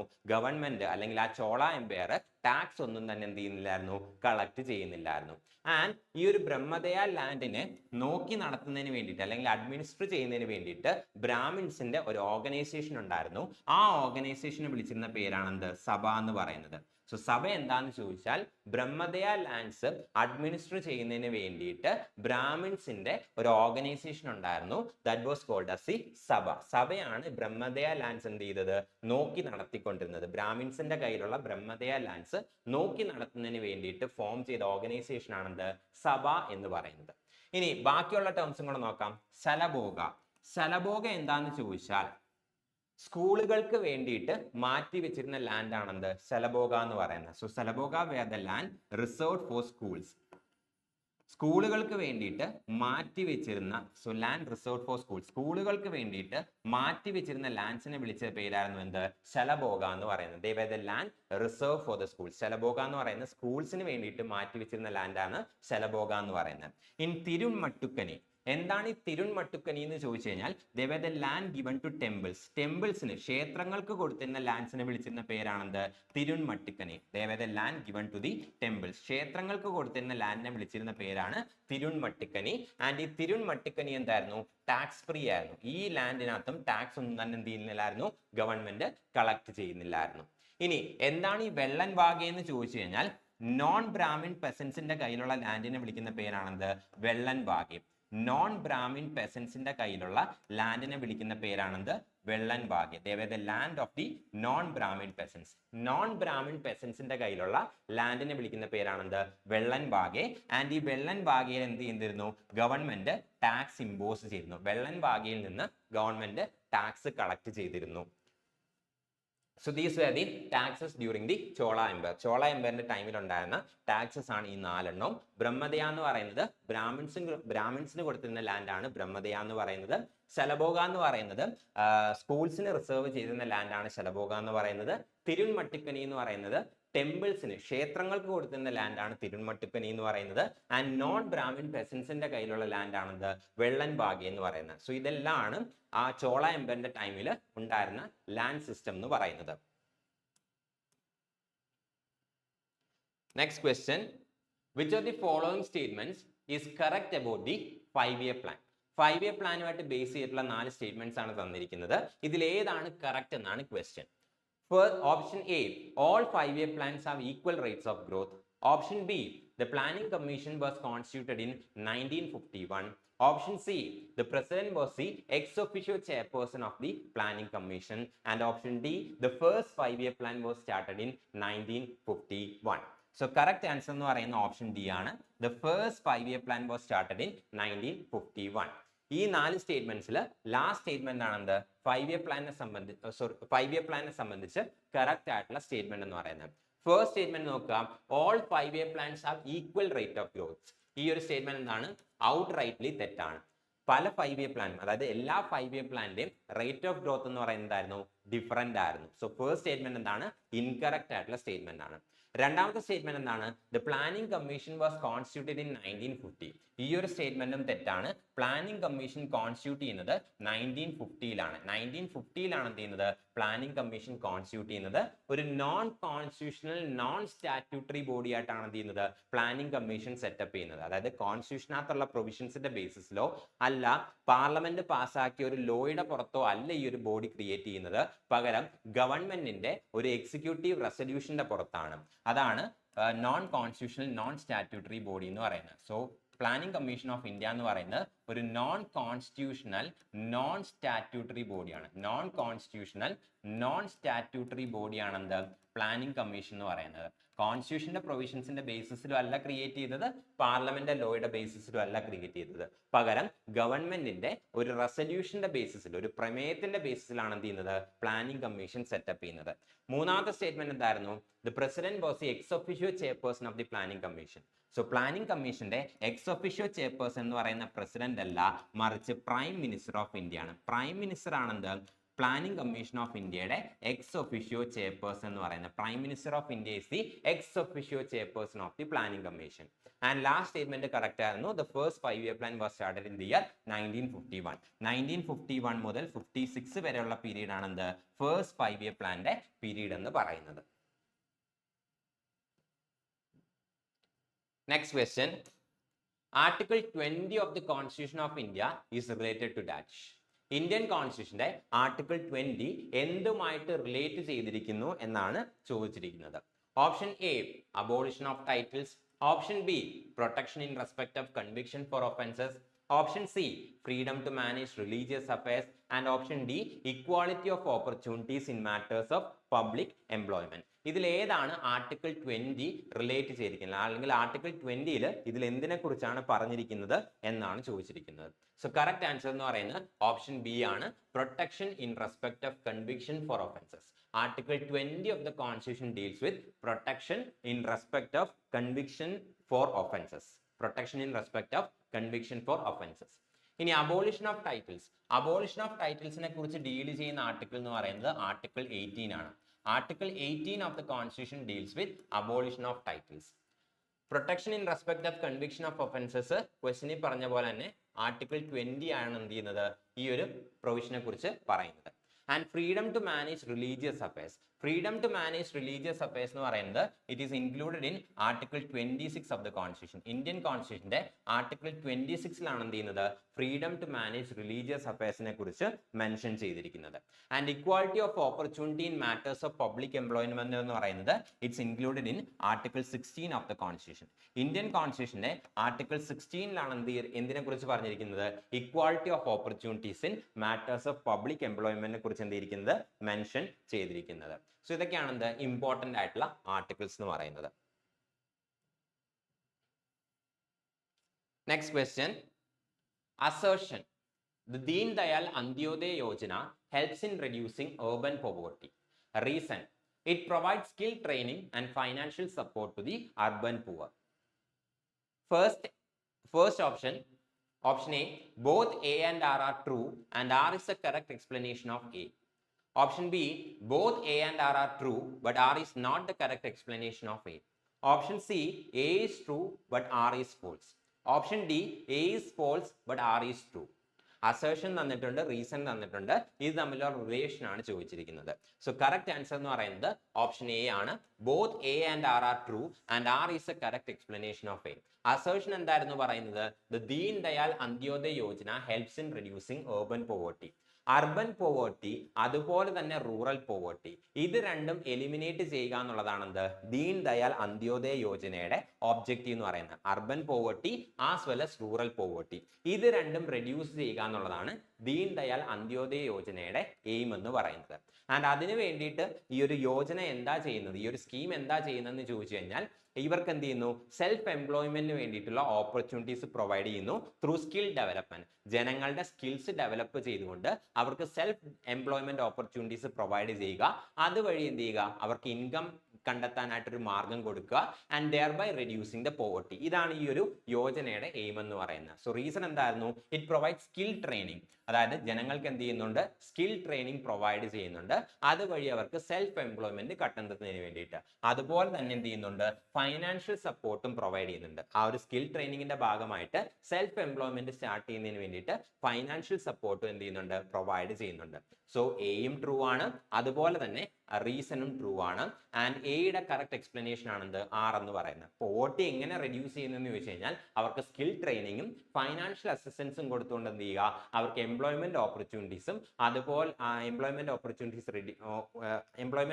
എന്ത് ചെയ്യുക, മേക്ക് ചെയ്ത് കൊടുക്കുക, അതുവഴി പോവർട്ടി എന്ത് ചെയ്യുക, റെഡ്യൂസ് ചെയ്യുക. Next question, which of the following articles of the Constitution states that it shall be the duty of every citizen of India to promote harmony and the spirit of common brotherhood amongst all the people of India, transcending religious, linguistic, and regional or sectional diversities, and to renounce practices derogatory to the dignity of woman? ഏത് article ആണ് ഈ ഒരു കാര്യത്തിനെ കുറിച്ച് deal ചെയ്യുന്നത് എന്നാണ് question. Option A article 51A close E, option B article 51A clause B, option C article 51A clause D, and option D article 51A clause C. ഇതിൽ ഏത് ആർട്ടിക്കിൾ ആണ് ഈ ഒരു കാര്യത്തിനെ കുറിച്ച്, ഈ ഒരു സ്പെസിഫിക് കാര്യത്തിനെ കുറിച്ച് ഡീൽ ചെയ്യുന്നത് എന്നാണ് ക്വസ്റ്റ്യൻ ചോദിച്ചിരിക്കുന്നത്. സോ കറക്റ്റ് ആൻസർ എന്ന് പറയുന്നത് ആർട്ടിക്കിൾ 51A ക്ലോസ് ഇ ആണ്. ആർട്ടിക്കിൾ 51A ക്ലോസ് ഇ ആണ് എന്ത് ചെയ്യുന്നത്, ഈ ഒരു കാര്യത്തിനെ കുറിച്ച് മെൻഷൻ ചെയ്തിരിക്കുന്നത്. ആൻഡ് ഇതെന്ന് പറയുന്നത് എന്താണ്, ഒരു ഫണ്ടമെന്റൽ ഡ്യൂട്ടി ആണ്. ഫണ്ടമെന്റൽ ഡ്യൂട്ടി ഇന്ത്യൻ കോൺസ്റ്റിറ്റ്യൂഷന്റെ പാർട്ട് 4A ഒരൊറ്റ ആർട്ടിക്കിളേ ഉള്ളൂ, അതാണെന്ത്, ആർട്ടിക്കിൾ 51A എന്ന് പറയുന്നത്. ആ ആർട്ടിക്കിൾ 51A 11 ഫണ്ടമെന്റൽ ഡ്യൂട്ടീസ് ഉണ്ട്. അതിലൊരു ഫണ്ടമെന്റൽ ഡ്യൂട്ടി ആണ് എന്ത് ചെയ്തിരിക്കുന്നത്, ഈ മെൻഷൻ ചെയ്തിരിക്കുന്നത്. അത് എത്രാമത്തെ ഫണ്ടമെന്റൽ ഡ്യൂട്ടി ആണെന്ന് ചോദിച്ചു കഴിഞ്ഞാൽ 5ാമത്തെ ഫണ്ടമെന്റൽ ഡ്യൂട്ടിയാണ്. ആർട്ടിക്കിൾ 51A ക്ലോസ് ഇയിലുള്ള 5ാമത്തെ ഫണ്ടമെന്റൽ ഡ്യൂട്ടി ആണ് എന്ത് ചെയ്തിരിക്കുന്നത്, ഈ മെൻഷൻ ചെയ്തിരിക്കുന്നത്. ആൻഡ് ഇതിൽ തന്നെ ഈ ഒരു second part, to renounce the practices derogatory to the dignity of woman, ഈ ഒരു പാർട്ട് ഒറിജിനൽ കോൺസ്റ്റിറ്റ്യൂഷനകത്തില്ല. മീൻസ് ഈ ഒരു part previously article 51A close ഇയുടെ പാർട്ട് അല്ലായിരുന്നു. ഇത് പിന്നീട് 42nd കോൺസ്റ്റിറ്റ്യൂഷണൽ അമെൻമെന്റ് ആക്ട് ഓഫ് 1976 പ്രകാരമാണ് എന്ത് ചെയ്യുന്നത്, ആഡ് ചെയ്യുന്നത്. സോറി, ആർട്ടിക്കിൾ 51A ക്ലോസ് ഇയിലാണ് എന്ത് ചെയ്തിരിക്കുന്നത്, ഈ ഒരു കാര്യം മെൻഷൻ ചെയ്തിരിക്കുന്നത്. ആൻഡ് ഇതെന്ന് പറയുന്നതാണ് ഫണ്ടമെന്റൽ ഡ്യൂട്ടി ആണ്. ആൻഡ് ഫണ്ടമെന്റൽ ഡ്യൂട്ടി എന്ന് പറയുന്നത് ഇന്ത്യൻ കോൺസ്റ്റിറ്റ്യൂഷന്റെ 42nd കോൺസ്റ്റിറ്റ്യൂഷണൽ അമെൻമെന്റ് ആക്ട് ഓഫ് 1976 എന്ത് ചെയ്യുന്നത്, ആഡ് ചെയ്യുന്നത്. ഫണ്ടമെന്റൽ ഡ്യൂട്ടി പാർട്ട് 4A എന്നുള്ള പുതിയൊരു പാർട്ടും ആർട്ടിക്കിൾ 51A എന്നുള്ള പുതിയൊരു ആർട്ടിക്കിളും ഇന്ത്യൻ കോൺസ്റ്റിറ്റ്യൂഷനകത്തേക്ക് ആഡ് ചെയ്യുന്നത് 42nd കോൺസ്റ്റിറ്റ്യൂഷണൽ അമെൻമെന്റ് ആക്ട് ഓഫ് 1976 പ്രകാരമാണ്. ഫണ്ടമെന്റൽ ഡ്യൂട്ടീസ് എന്ന് പറയുന്ന ഒറിജിനൽ കോൺസ്റ്റിറ്റ്യൂഷന്റെ പാർട്ട് അല്ലായിരുന്നു. ഇത് പിന്നീടാണ് കോൺസ്റ്റിറ്റ്യൂഷനകത്തേക്ക് ആഡ് ചെയ്യുന്നത് ബൈ ദ 42nd കോൺസ്റ്റിറ്റ്യൂഷണൽ അമെൻമെന്റ് act of 1976. So this is a fundamental duty. ഇനി article 51A clause B, article 51A clause B എന്താ പറയുന്നതെന്ന് ചോദിച്ചു കഴിഞ്ഞാൽ നമ്മുടെ നാഷണൽ മൂവ്മെന്റിനെ അല്ലെങ്കിൽ ഫ്രീഡം സ്ട്രഗിളിനെ ഇൻസ്പയർ ചെയ്ത ഐഡിയാസ് എന്ത് ചെയ്യുക, ചെറിഷ് ചെയ്യുക എന്നുള്ളതാണ് ആർട്ടിക്കിൾ 51A ക്ലോസ് ബിക്കകത്ത് പറയുന്നത്. ഇനി ആർട്ടിക്കിൾ 51A ക്ലോസ് ഡിക്കകത്ത്, article 51A clause C, article 51A clause സിക്കകത്ത് എന്താ പറയുന്നതെന്ന് ചോദിച്ചു കഴിഞ്ഞാൽ to protect and uphold the sovereignty, unity and integrity of India. ഇന്ത്യയുടെ സോവറിറ്റിയും യൂണിറ്റിയും ഇന്റഗ്രിറ്റിയും പ്രൊട്ടക്ട് ചെയ്യുക, അപ്ഹോൾഡ് ചെയ്യുക എന്നുള്ളതാണ് ആർട്ടിക്കിൾ 51A ക്ലോസ് സിക്കകത്ത് പറയുന്നത്. ഇനി ആർട്ടിക്കിൾ 51A ക്ലോസ് ഡിക്കകത്ത് എന്താ പറയുന്നതെന്ന് ചോദിച്ചു കഴിഞ്ഞാൽ നമ്മുടെ നേഷന് വേണ്ടിയിട്ട് എന്ത് ചെയ്യുക, സർവീസസ് റെൻഡർ ചെയ്യുക എന്നുള്ളതാണ് എന്ത് ആർട്ടിക്കിൾ 51Cക്കകത്ത് പറയുന്നത്. Sorry, article 51A clause D. So article 51A clause ഡിക്കകത്ത് പറയുന്നത് നമ്മുടെ രാജ്യത്തിന് എന്ത് ചെയ്യുക, പ്രൊട്ടക്ട് ചെയ്യുക, ഡിഫെൻഡ് ചെയ്യുക, ആൻഡ് അതുപോലെ തന്നെ സർവീസസ് ഓഫർ ചെയ്യാനായിട്ട് വിളിക്കുമ്പോൾ എന്ത് ചെയ്യുക, സർവീസസ് പ്രൊവൈഡ് ചെയ്യുക. സോ ആർട്ടിക്കിൾ ഒന്നും കൂടെ നമുക്ക് എക്സ്പ്ലെയിൻ ചെയ്യാം. Article 51A clause B. Article 51A clause B എന്താ പറയുന്നതെന്ന് ചോദിച്ചു കഴിഞ്ഞാൽ ഫ്രീഡം സ്ട്രഗിളിനെ ഇൻസ്പയർ ചെയ്ത നോബിൾ ഐഡിയാസ് എന്ത് ചെയ്യുക, ചെറിഷ് ചെയ്യുക എന്നുള്ളതാണ് ആർട്ടിക്കിൾ 51A ക്ലോസ് ബിക്കകത്ത് പറയുന്നത്. Article 51A clause C. Article 51A clause സിക്കകത്ത് എന്താ പറയുന്നതെന്ന് ചോദിച്ചു കഴിഞ്ഞാൽ ഇന്ത്യയുടെ സോവറിറ്റി, യൂണിറ്റി, ഇന്റഗ്രിറ്റി ഇത് പ്രൊട്ടക്ട് ചെയ്യുക, അപ്ഹോൾഡ് ചെയ്യുക. ഇനി article 51A clause D, India എന്ത് ചെയ്യുക, പ്രൊട്ടക്ട് ചെയ്യുക, ഡിഫെൻഡ് ചെയ്യുക. അതുപോലെ തന്നെ ഇന്ത്യൻ കോൺസ്റ്റിറ്റ്യൂഷനെ പ്രൊട്ടക്ട് ചെയ്യുക, ഡിഫെൻഡ് ചെയ്യുക. അതുപോലെ തന്നെ നാഷണൽ സർവീസസിന് വേണ്ടി വിളിച്ചു കഴിഞ്ഞാൽ അതെന്ത് ചെയ്യുക, ഓഫർ ചെയ്യുക എന്നുള്ളതാണ് ആർട്ടിക്കിൾ 51A ക്ലോസ് ഡിക്കകത്ത് എന്ത് ചെയ്തിരിക്കുന്നത്, മെൻഷൻ ചെയ്തിരിക്കുന്നത്. Next question, who were the main founders of the Swaraj party? Swaraj പാർട്ടിയുടെ മെയിൻ ഫൗണ്ടേഴ്സ് ആരൊക്കെയാണ്? Option A Mahatma Gandhi and Jawaharlal Nehru. Option B Bal Gangadhar Tilak and Gopal Krishna Gokhale. Option C Motilal Nehru and CR Das. Option D Sardar Patel and Rajendra Prasad. ഇവരിൽ ആരാണ് സ്വരാജ് പാർട്ടിയുടെ ഫൗണ്ടേഴ്സ് എന്നാണ് ക്വസ്റ്റ്യൻ. സോ കറക്റ്റ് ആൻസർ എന്ന് പറയുന്നത് option C ആണ്, Motilal Nehru and CR Das. Motilal നെഹ്റുവും CR ദാസും ആണ് സ്വരാജ് പാർട്ടിയുടെ ഫൗണ്ടേഴ്സ് എന്ന് പറയുന്നത്. ആൻഡ് ഈ സ്വരാജ് പാർട്ടി എന്ന് പറയുന്നത് January 1st 1923, Jan 1st 1923 എന്ത് ചെയ്യുന്നത്, സ്വരാജ് പാർട്ടി ഫൗണ്ട് ചെയ്യുന്നത്. Non corporation movement, Mahatma Gandhi non corporation movement withdraw ചെയ്തതിൽ പ്രതിഷേധിച്ചും അതുപോലെ തന്നെ കൗൺസിൽ എൻട്രി ആയിട്ട് ബന്ധപ്പെട്ടുണ്ടായ ഡിസഗ്രിമെന്റ്സ് മൂലവും കോൺഗ്രസിൽ നിന്ന് സ്പ്ലിറ്റ് ചെയ്തിട്ട് ഫോം ചെയ്ത പുതിയ പാർട്ടിയാണെന്ത്, സ്വരാജ് പാർട്ടി എന്ന് പറയുന്നത്. സ്വരാജ് പാർട്ടിയുടെ ഫോർമേഷൻ എന്ന് പറയുമ്പോൾ നോൺ കോപ്പറേഷൻ മൂവ്മെന്റ് വിഡ്രോവലുമായിട്ട് ബന്ധപ്പെട്ടിരിക്കുന്നു. നോൺ കോപ്പറേഷൻ മൂവ്മെന്റ് വിഡ്രോ ചെയ്തതിൽ കോൺഗ്രസിന്റെ ഒരു ഫാക്ഷന് ഒട്ടും തന്നെ യോജിപ്പില്ലായിരുന്നു. അതുപോലെ തന്നെ പിന്നീട് തൊട്ടടുത്ത വർഷം നോൺ കോപ്പറേഷൻ മൂവ്മെന്റ് വിഡ്രോ ചെയ്യുന്നത് 1922 അതിനുശേഷം തൊട്ടടുത്ത വർഷം നടക്കേണ്ടിരുന്ന ഇലക്ഷൻസിലേക്ക്, ലെജിസ്ലേറ്റീവ് കൗൺസിൽസിലേക്കുള്ള ഇലക്ഷൻസിലേക്ക് പങ്കെടുക്കണമെന്ന് എന്ത് ചെയ്തു, കോൺഗ്രസ് ഡിസൈഡ് ചെയ്തു. ബട്ട് കോൺഗ്രസിലുള്ള ഒരു ഗ്രൂപ്പ് ഓഫ് ആൾക്കാർക്ക് ഈ കൗൺസിൽ ഇലക്ഷൻസിലേക്ക് അല്ലെങ്കിൽ ലെജിസ്ലേറ്റീവ് കൗൺസിലിലേക്കുള്ള ഇലക്ഷനകത്ത് പാർട്ടിസിപ്പേറ്റ് ചെയ്യണം എന്നായിരുന്നു ഒപ്പീനിയൻ. സോ അവരെന്ത് ചെയ്തു, കോൺഗ്രസിൽ നിന്ന് വിട്ടുപോയിട്ട് പുതിയൊരു പാർട്ടി ഫോം ചെയ്തു. അതാണ് സ്വരാജ് പാർട്ടി എന്ന് പറയുന്നത്. ആരാണ് സ്വരാജ് പാർട്ടിയുടെ ഫൗണ്ടേഴ്സ് എന്ന് ചോദിച്ചു കഴിഞ്ഞാൽ ചിത്തരഞ്ജൻ ദാസ്, CR ദാസ് ഓർ ചിത്തരഞ്ജൻ ദാസ്, അതുപോലെ തന്നെ മോട്ടിലാൽ നെഹ്റു. ഇവർ രണ്ടുപേരുമാണ് എന്ത്, സ്വരാജ് പാർട്ടിയുടെ ഫൗണ്ടേഴ്സ് എന്ന് പറയുന്നത്. ആൻഡ് എന്നാണ് സ്വരാജ് പാർട്ടി ഫൗണ്ട് ചെയ്തത് എന്ന് ചോദിച്ചാൽ January 1st 1923 എന്ത് ചെയ്യുന്നത്, സ്വരാജ് പാർട്ടിയുടെ ഫൗണ്ടേഷൻ നടക്കുന്നത്.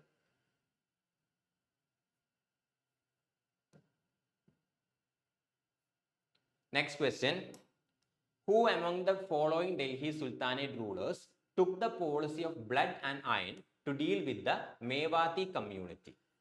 ഇതിൽ ഏത് ഡൽഹി സുൽത്താനേറ്റ് റൂളർ ആണ് ബ്ലഡ് ആൻഡ് അയൺ എന്നുള്ള പോളിസി അണ്ടർടുക്ക് ചെയ്തത് to deal with the Mewati community എന്നാണ് ചോദിച്ചിരിക്കുന്നത്. Option A Balban, option B Razia Sultana, option C Qutbuddin Aibak and option D Iltutmish. ഇവരിൽ ആരാണ് blood and iron policy adopt ചെയ്തത് എന്നാണ് ക്വസ്റ്റ്യൻ. സോ കറക്റ്റ് ആൻസർ എന്ന് പറയുന്നത് ബാൽബൻ ആണ്. ബാൽബൻ ഓർ ഗിയാസുദ്ദീൻ ബാൽബൻ. ബാൽബൻ ഓർ ഗിയാസുദ്ദീൻ ബാൽബൻ ആണ് എന്ത് ചെയ്യുന്നത്, ഈ ഒരു blood and iron policy adopt ചെയ്യുന്നത് to deal with the Mewati community. So Mewati community എന്ന് പറയുമ്പോൾ ഡൽഹിയുടെ ഔട്ട്സ്കേർട്സിൽ ഉണ്ടായിരുന്ന ഒരു ട്രൈബൽ ഗ്രൂപ്പ് എന്ന് വേണമെങ്കിൽ പറയാം. ആൻഡ് ഇവരെന്തായിരുന്നു, ഡൽഹി സുൽത്താനേറ്റിന് എപ്പോഴും ഒരു ത്രെട്ട് ആയിരുന്നു. ആൻഡ് ഇവര് ഡൽഹിയുടെ ഔട്ട്സ്കേർട്സിലുള്ള ഫോറസ്റ്റ് ആണ് എന്ത് ചെയ്തത്, അവർ ഒളിച്ചിരിക്കാൻ വേണ്ടിയിട്ട് കണ്ടെത്തിയിരുന്ന സ്ഥലം. സോ ഡൽഹി സുൽത്താനേറ്റ് എപ്പോഴും ഈ ഒരു ഗ്രൂപ്പ് ഓഫ് ആൾക്കാർ, മേവാത്തി കമ്മ്യൂണിറ്റി എന്തായിരുന്നു, വളരെ വലിയ ഒരു ത്രെട്ട് ആയിരുന്നു. ആൻഡ് അവരെ ഡീൽ ചെയ്യുന്നതിന് വേണ്ടിയിട്ട് ഒരു റൂത്ത്ലെസ് പോളിസി, അതായത് ഇവരോട് ഒരു ദാക്ഷിണ്യം കാണിക്കേണ്ട എന്നുള്ള രീതിയിലാണ് എന്ത് ചെയ്യുന്നത്, Ghiyasuddin Balban blood and iron policy adopt ചെയ്യുന്നത്.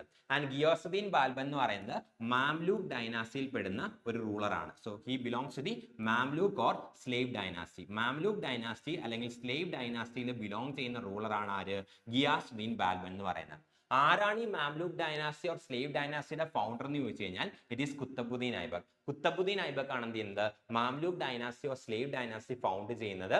ആൻഡ് കുത്തബുദ്ദീൻ ഐബക്കിന് ശേഷം മാംലൂക്ക് ഡൈനാസ്റ്റിയിലെ റൂളറായിട്ട് വരുന്നത് ഇൽത്തുമിഷ് ആണ്. കുത്തബുദ്ദീൻ ഐബക്കിന്റെ സണ്ണിൻ്റെ ആണ് ഇൽത്തുമിഷ് എന്ന് പറയുന്നത്. ആൻഡ് ഇൽത്തുമിഷിന് ശേഷം ഇൽത്തുമിഷിന്റെ ഡോട്ടർ ആയിട്ടുള്ള റസിയ സുൽത്താൻ എന്ത് ചെയ്യുന്നു, ഡൽഹിയുടെ സുൽത്താനായിട്ട് മാറുന്നു. ആൻഡ് ഡൽഹി സുൽത്താനേറ്റ് എടുത്തു കഴിഞ്ഞാൽ one and only female ruler എന്ന് പറയുന്ന ആരാണ്, റസിയ സുൽത്താനയാണ്. She's a one and only female ruler of Delhi sultanate. And Razia സുൽത്താനയ്ക്ക് ശേഷം പിന്നീട് ഡൽഹി സുൽത്താനേറ്റിൽ കുറെ വീക്ക് ആയിട്ടുള്ള റൂളേഴ്സ് വന്നു. അതിനുശേഷം സക്സീഡ് ചെയ്തു വന്ന ആളാണെന്ത്, ബാൽബൻ ഓർ ഗിയാസുദ്ദീൻ ബാൽബൻ എന്ന് പറയുന്നത്. Next question. Which Governor General of India issued the famous Regulation 17 in 1829, which declared the practice of sati illegal and punishable by the courts? Sati, practice of sati illegal ആയിട്ട് declare ചെയ്തത് ഇവരിൽ ഏത് ഗവർണർ ജനറൽ ഓഫ് ഇന്ത്യ എന്നാണ് ചോദിച്ചിരിക്കുന്നത്. Option A Lord William Bentinck, option B Lord Minto, option C Lord Ellenborough and option D Lord Napier. ഇവരിൽ ആരാണ് practice of sati illegal ആയിട്ട് declare ചെയ്ത ഗവർണർ ജനറൽ ഓഫ് ഇന്ത്യ എന്നാണ് ക്വസ്റ്റ്യൻ. സോ കറക്റ്റ് ആൻസർ എന്ന് പറയുന്നത് it is Lord William Bentinck. Lord William Bentinck ആണ് practice of sati illegal ആയിട്ട് declare ചെയ്ത ഗവർണർ ജനറൽ ഓഫ് ഇന്ത്യ എന്ന് പറയുന്നത് in 1829. And 1829 Lord William Bentinck എന്ന് പറയുന്നത് ഗവർണർ ജനറൽ ഓഫ് ബംഗാൾ ആയിരുന്നു. He was the governor general of Bengal. 1829 sati ban ചെയ്യുമ്പോൾ Lord William Bentinck എന്ന് പറയുന്നത് he was the governor general of Bengal. ബംഗാളിന്റെ ഗവർണർ ജനറൽ ആയിരുന്നു ലോർഡ് വില്യം ബെൻഡിക് എന്ന് പറയുന്നത്. അതിനുശേഷം 1833 ചാർട്ടർ ആക്ട് പ്രകാരമാണ്, ചാർട്ടർ ആക്ട് ഓഫ് 1833 ആണ് എന്ത് ചെയ്യുന്നത്, ഗവർണർ ജനറൽ ഓഫ് ബംഗാളിനെ ഗവർണർ ജനറൽ ഓഫ് ഇന്ത്യ ആക്കി മാറ്റുന്നത്. 1833 charter act of 1833 converted the governor general of Bengal into governor general of India. Governor general of ബംഗാളിനെ ഗവർണർ ജനറൽ ഓഫ് ഇന്ത്യ ആക്കി convert ചെയ്യുന്നത്, governor general of India ആക്കി convert ചെയ്യുന്നത് charter act of 1833 ആണ്.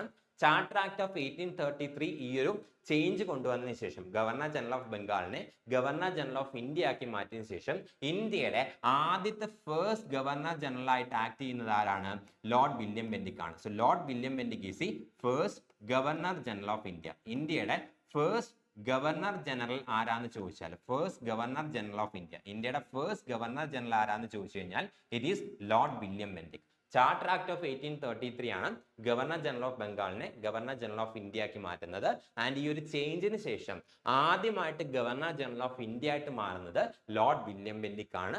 ഇതേ Lord William Bentinck ആണ് 1829 governor general of Bengal ആയിട്ടിരിക്കുന്ന സമയത്ത് എന്ത് ചെയ്യുന്നത്, സതിയുടെ പ്രാക്ടീസ് ഇല്ലീഗൽ ആയിട്ട് ഡിക്ലെയർ ചെയ്യുന്നത്. ആൻഡ് ഈ സതിയുടെ പ്രാക്ടീസ് ഇല്ലീഗൽ ആയിട്ട് ഡിക്ലെയർ ചെയ്യുന്നതിൽ ഒരു കീ പൊസിഷൻ വഹിച്ചിട്ടുള്ള, ഒരു കീ റോള് വഹിച്ചിട്ടുള്ള സോഷ്യൽ റിഫോമർ ആണ് Rajaram Mohan Roy. So Rajaram Mohan Roy was a key person in banning the practice of sati. Rajaram Mohan Roy ആണ് ഈ ഒരു സതി ബാൻ ചെയ്യുന്നതിൽ വളരെ പ്രോമിനന്റ് ആയിട്ടുള്ള ഒരു റോൾ വഹിച്ചിട്ടുള്ള സോഷ്യൽ ഇൻഫ്ലുവൻസർ എന്ന് പറയുന്നത്, ഓർ സോഷ്യൽ റിഫോമർ എന്ന് പറയുന്നത് it was Rajaram Mohan Roy. Next question.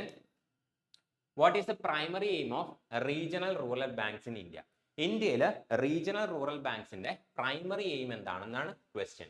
Option A development of metropolitan economy, option B development of rural economy, option C development of urban economy and option D development of semi urban economy. ഇതിലേതാണ് regional rural ബാങ്ക്സിന്റെ primary aim എന്നാണ് question. So correct answer എന്ന് പറയുന്നത് development of rural എക്കോണമിയാണ്. ഇനി regional rural ബാങ്ക്സിനെ കുറിച്ച് നോക്കുകയാണെങ്കിൽ 1975 എന്ത് ചെയ്യുന്നത്, റീജിയണൽ റൂറൽ ബാങ്ക്സിന്റെ കോൺസെപ്റ്റ് വരുന്നത്. ആൻഡ് 1975 ആദ്യത്തെ റീജിയണൽ റൂറൽ ബാങ്ക് എസ്റ്റാബ്ലിഷ് ചെയ്യപ്പെടുന്നത്. And first regional rural bank of India എന്ന് പറയുന്നത് പ്രഥമ ബാങ്ക് ആണ്. ഇന്ത്യയിലെ ആദ്യത്തെ റീജിയണൽ റൂറൽ ബാങ്ക് എന്ന് പറയുന്നത് ഇറ്റ് വാസ് പ്രഥമ ബാങ്ക്. പ്രഥമ ബാങ്ക് ആണ് ഇന്ത്യയിലെ ആദ്യത്തെ റീജിയണൽ റൂറൽ ബാങ്ക് എന്ന് പറയുന്നത്. ആൻഡ് പ്രഥമ ബാങ്ക് എസ്റ്റാബ്ലിഷ് ചെയ്യുന്നത് October 1975 2 October 1975 പ്രഥമ ബാങ്ക് എന്ത് ചെയ്യുന്നത്, എസ്റ്റാബ്ലിഷ് ചെയ്യപ്പെടുന്നത്. ആൻഡ് ഇത് എവിടെയാണുള്ളതെന്ന് ചോദിച്ചു കഴിഞ്ഞാൽ മൊറാദാബാദിലാണ്, ഉത്തർപ്രദേശിലുള്ള മൊറാദാബാദിലാണ് പ്രഥമ ബാങ്ക് എന്ത് ചെയ്തിരിക്കുന്നത്, സിറ്റുവേറ്റ് ചെയ്തിരിക്കുന്നത്. ആൻഡ് പ്രഥമ bank was A first regional rural bank of India. ഇന്ത്യയിലെ ആദ്യത്തെ റീജിയണൽ റൂറൽ ബാങ്ക് എന്ന് പറയുന്നത് പ്രഥമ ബാങ്ക് ആണ്. എസ്റ്റാബ്ലിഷ് ചെയ്ത ഇയർ എന്ന് പറയുന്നത് 2 October 1975 ആണ്.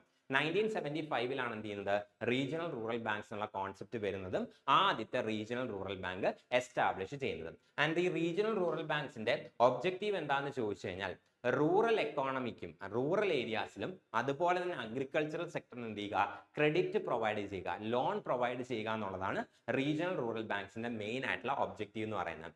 ആൻഡ് റീജിയണൽ റൂറൽ ബാങ്ക്സിന്റെ ഇക്വിറ്റി ഷെയർസ് എടുത്തു കഴിഞ്ഞാൽ റീജിയണൽ റൂറൽ ബാങ്കിന്റെ ഇക്വിറ്റി എങ്ങനെയാണ് സ്പ്ലിറ്റഡ് എന്ന് ചോദിച്ചു കഴിഞ്ഞാൽ 50% ഇക്വിറ്റി 50% ഷെയർസും സെൻട്രൽ ഗവൺമെന്റിന്റെ കയ്യിലായിരിക്കും. സെൻട്രൽ ഗവൺമെന്റ് ആയിരിക്കും റീജിയണൽ റൂറൽ ബാങ്കിന്റെ കേസിൽ 50% ഷെയർസ് ഓൺ ചെയ്യുന്നത്.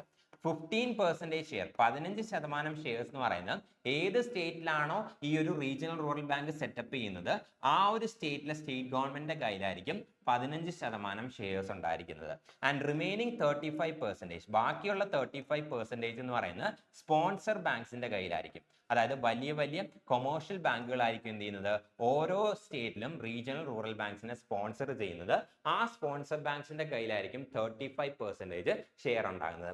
ഇക്വിറ്റി ഡിവിഷൻ ഇമ്പോർട്ടന്റ് ആണ്, പ്രീവിയസ് ഇയറിൽ ചോദിച്ചിട്ടുണ്ട്. സോ റീജിയണൽ റൂറൽ ബാങ്ക്സിന്റെ ഇക്വിറ്റി ഡിവിഷൻ നോക്കിക്കഴിഞ്ഞാൽ 50% central government, 15% state government and 35% sponsor banks. And Prathama ബാങ്കിന്റെ സ്പോൺസർ ബാങ്ക് എടുത്തു കഴിഞ്ഞാൽ it was Syndicate Bank. Syndicate Bank ആയിരുന്നു പ്രഥമ ബാങ്കിന്റെ സ്പോൺസർ ബാങ്ക് എന്ന് പറയുന്നത്. പക്ഷേ ഇപ്പൊ സിൻഡിക്കേറ്റ് ബാങ്കിനെ എന്ത് ചെയ്തു, കാനറ ബാങ്കിലേക്ക് ലിങ്ക് ചെയ്തു. സോ അല്ലെങ്കിൽ കാനറ ബാങ്കിലേക്ക് മേർജ് ചെയ്തു. സോ കാനറ ബാങ്ക് ആണെന്ത് പ്രഥമ ബാങ്കിന്റെ ഇപ്പോഴത്തെ സ്പോൺസർ ബാങ്ക് എന്ന് പറയുന്നത്. This is all about regional rural banks. Next question. Federalism in the Indian constitutional context means option A, the existence of more than one level of government in the country. Option B, the existence of only one level of government in the country. Option C, the existence of states in the country. Option D, the existence of one nation, one government in the country. Indian constitutional context ഫെഡറലിസത്തിന്റെ meaning എന്താണെന്നാണ് question. So correct answer എന്ന് പറയുന്നത് the existence of option A ആണ്, the existence of more than one level of government in the country. ഒരു കൺട്രിയിൽ നമ്മുടെ ഇന്ത്യയിൽ more than one level of government exist ചെയ്യുന്നതാണത് ഇന്ത്യൻ കോൺസ്റ്റിറ്റ്യൂഷണൽ കോണ്ടെക്സ്റ്റിൽ ഫെഡറലിസത്തിന്റെ മീനിങ് എന്ന് പറയുന്നത്. ഇനി ഇന്ത്യയുടെ കേസ് എടുത്തു കഴിഞ്ഞാൽ ഇന്ത്യൻ കോൺസ്റ്റിറ്റ്യൂഷനുള്ള ഫെഡറൽ ഫീച്ചേഴ്സ് എന്തൊക്കെയാണെന്ന് നോക്കിയാൽ ഫേസ്റ്റ് വൺ ആണെന്ത് 2 ടയേഴ്സ് ഓഫ് ഗവൺമെന്റ് എന്ന് പറയുന്നത്. സോ 2 ടയേഴ്സ് ഓഫ് ഗവൺമെന്റ് നമ്മുടെ ഇന്ത്യയുടെ കേസിൽ ഇപ്പോൾ 3 ടയർ ഗവൺമെന്റ് ആണ്. So more than multiple levels of government അല്ലെങ്കിൽ 2 ടയേഴ്സ് ഓഫ് ഗവൺമെന്റ് എന്ന് പറയുന്നതാണ് ഫെഡറേഷന്റെ വൺ ഓഫ് ദ ക്യാരക്ടറിസ്റ്റിക്സ് ആണ്. ഇന്ത്യയിൽ ഇപ്പോൾ 3 ടയേഴ്സ് ഓഫ് ഗവൺമെന്റ് ഉണ്ട്. ഇനി അതിനുശേഷം രണ്ടാമത്തെ ക്യാരക്ടറിസ്റ്റിക്സ് എന്ന് പറയുന്നത് ഡിവിഷൻ ഓഫ് പവേഴ്സ് ആണ്. ഈ 2 ലെവൽ ഓഫ് ഗവൺമെന്റ്സിന്റെ ഇടയിൽ എന്തുണ്ട്, ഡിവിഷൻ ഓഫ് പവേഴ്സ് ഉണ്ട്. There is division of powers among the 2 tiers of government. ഇന്ത്യയിൽ ഷെഡ്യൂൾ 7 എടുത്തു കഴിഞ്ഞാൽ നമുക്ക് union list, state list, concurrent list എന്നുള്ള 3 ലിസ്റ്റ് ഉണ്ട്. ഈ ലിസ്റ്റുകൾ ബേസിക്കലി എന്താണ് ചെയ്യുന്നത്, സെന്ററിന്റെയും സ്റ്റേറ്റ്സിന്റെ ഇടയിൽ പവേഴ്സ് ഡിവൈഡ് ചെയ്യുകയാണ് ചെയ്യുന്നത്. സോ അതും എന്താണ് ഇന്ത്യൻ കോൺസ്റ്റിറ്റ്യൂഷന്റെ ഫെഡറൽ ഫീച്ചേഴ്സിൽ വരുന്ന ഒരു കാര്യമാണ്. ആൻഡ് ഫെഡറേഷന്റെ മറ്റൊരു ക്യാരക്ടറിസ്റ്റിക്സ് എന്ന് പറയുന്നതാണ് റിട്ടൺ കോൺസ്റ്റിറ്റ്യൂഷൻ ആണ്. അതായത് എഴുതപ്പെട്ട ഒരു ഭരണഘടന എന്ന് പറയുന്നത് എന്താണ് ഇന്ത്യൻ കോൺസ്റ്റിറ്റ്യൂഷന്റെ ഫെഡറൽ ഫീച്ചേഴ്സിലെ ഒരു ഫീച്ചർ ആണ്. ആൻഡ് റിജിഡ് കോൺസ്റ്റിറ്റ്യൂഷൻ എന്ന് പറയുന്നത് എന്താണ് ഫെഡറേഷന്റെ ക്യാരക്ടറിസ്റ്റിക്സ് ആണ്. അതായത് വളരെ ഡിഫിക്കൽട്ട് പ്രോസസ്സിലൂടെ മാത്രമേ എന്ത് ചെയ്യാൻ സാധിക്കുള്ളൂ, കോൺസ്റ്റിറ്റ്യൂഷൻ അമെൻഡ് ചെയ്യാനായിട്ട് സാധിക്കുള്ളൂ. സോ കോൺസ്റ്റിറ്റ്യൂഷൻ അമെൻഡ് ചെയ്യാനായിട്ട് സാധിക്കുള്ളൂ. അതും എന്താണ് ഫെഡറേഷന്റെ one of the key features ആണ്. സോ ഇന്ത്യൻ കോൺസ്റ്റിറ്റ്യൂഷൻ കോണ്ടെക്സ്റ്റിൽ ഫെഡറലിസത്തിന്റെ മീനിങ് എന്താണെന്ന് ചോദിച്ചു കഴിഞ്ഞാൽ existence of more than one level of government in the country. ഇന്ത്യയിൽ ഇപ്പോൾ നമുക്ക് 3 ടയർ ഗവൺമെന്റ് ആണുള്ളത്. സെൻട്രൽ ഗവൺമെന്റ്, സ്റ്റേറ്റ് ഗവൺമെന്റ്, അതുപോലെ തന്നെ ലോക്കൽ ഗവൺമെന്റ് ഉണ്ട്. ആൻഡ് ഇവരുടെ ഇടയിൽ എന്ത് ചെയ്യുന്നുണ്ട്, പവേഴ്സ് ഡിവൈഡഡ് ആണ്. പവേഴ്സ് ഡിവൈഡഡ് ആണ്. ഇന്ത്യൻ കോൺസ്റ്റിറ്റ്യൂഷന്റെ ഫെഡറൽ ഫീച്ചേഴ്സ് എടുത്തു കഴിഞ്ഞാൽ 2 ടയേഴ്സ് അല്ലെങ്കിൽ എന്താണ് 3 ടയേഴ്സ് എന്ന് വേണമെങ്കിൽ പറയാം. So multiple tiers, multiple levels of government എന്ന് പറയുന്നതാണ് ഇന്ത്യൻ കോൺസ്റ്റിറ്റ്യൂഷന്റെ ഫെഡറൽ ഫീച്ചേഴ്സിലെ വൺ ഓഫ് ദി ഫീച്ചേഴ്സ് ആണ്. And division of powers among the government, ഈ ഡിഫറെന്റ് ലെവൽസ് ഓഫ് ഗവൺമെന്റ് ഇടയിൽ പവേഴ്സ് എന്താണ് ഡിവൈഡഡ് ആണ്. അതുപോലെ തന്നെ റിട്ടൺ കോൺസ്റ്റിറ്റ്യൂഷൻ ഉണ്ട്.